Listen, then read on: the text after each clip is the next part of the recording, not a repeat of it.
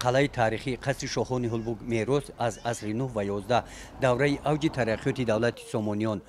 سانی حالی این یادگاری تاریخی خلق تاجیک واقع در دهه مهراب دهات گلستان ناحیه واسه روز 18 اپریل روز میراث تاریخی و فرهنگی آن همین گونه سیمای ادانه داشت. در این روز در پایگاه تاریخی ممنوعگاه تاریخی فرهنگی هلبوگ تحت عنوان یادگاری های تاریخی تجسمگری میراث خلق تاجیک همایش جمهوری دایر گردید. در این همایش از شهر و ناحیه‌های جمهوری رهبران مؤسسه‌های آثارخانه تاریخی و فرهنگی از ولایت سوق، شهر پنجکند، ناحیه استرافشان، حصار، دنقره و واسه اشتراک نمودند.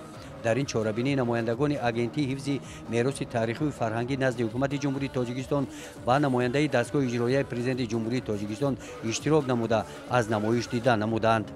با این مناسبت در صحن حولی قلعه هلبوگ نمایش نگاره ها از دوره های گذشته تاریخ خلق تاجیک که در آثارخانه های کشور نگاه داشته می شوند به نمایش گذاشته شدند. در این روند در گوشه های علایده محصول مهنت دستی هنرمندان محلی به معرض تماشا گذاشته شدند. محصول مهنت دستی زرگران ناحیه دنقره، دستبانه و هر گونه دیگر آرایشات زرگری بازگوی آن بودند که این هنری از نیاگانمان به میراث مانده امروز هم ادامه یافته. بنابر سبب زیاد شدن طلبات اهالی به محصولات دستی هنرمندان سال تا سال شماره هنرمندان آن زیاد می‌گردد.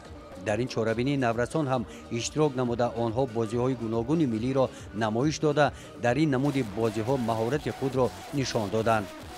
مقصد برگزاری این سمینار جمهوری اساساً در آن است که هلبوگ یکی از نابغه‌های ناتکرار تاریخی ملت تاجیک منصوب می شود و با دستور و سپارش و ابتکار پیشوای معظم ملت هلبوگ یکی از گنجینه های تاریخی ملت کهن بنیاد تاجیک، تجسمگر تاریخ اولای ملت تاجیک با پیشنهاد روی خط اساسی یونسکو برای شامل شدن و میراث بشری یونسکو لایحه اساسی پیشنهاد گردیده است و به خاطر دسترسی و با جهانیان پیشکش کردن این موضع مقدس ملت تاجیک با ابتکار پیشوای معظم ملت و اگنتی حفظ میراث تاریخی و فرهنگی نزد حکومت جمهوری تاجیکستان در زمینه و پایگاه هلبوگ این چهاربینی باشکوه دایر گردید.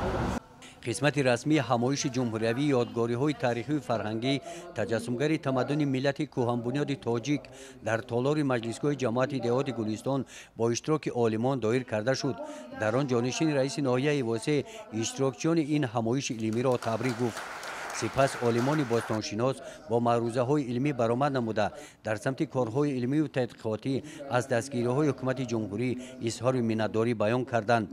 در قسمت جنبسته همایش با یک چند نفر کارمندان فعال آثارخانه های تاریخی فرهنگی مکافات ها تقدیم کرده شدند.